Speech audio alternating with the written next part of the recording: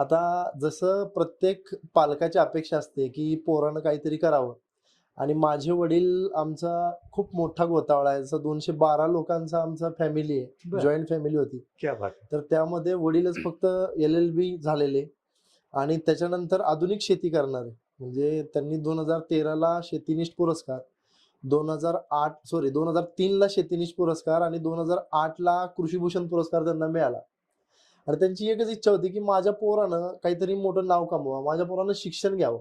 कारण त्यांचे सगळे भाऊ, त्यांचे पुतणे शिक्षण कोणीच नव्हतं घेतलं.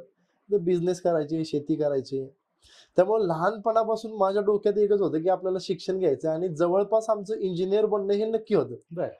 म्हणजे 10वीचं शिक्षण झाल्यानंतर मी बारामतीला गेलो आणि बारामतीला सायन्सला ऍडमिशन घेतलं आणि त्यावेळेस ग्रुप पण तसाच ठेवला मी, ए ग्रुप ठेवला.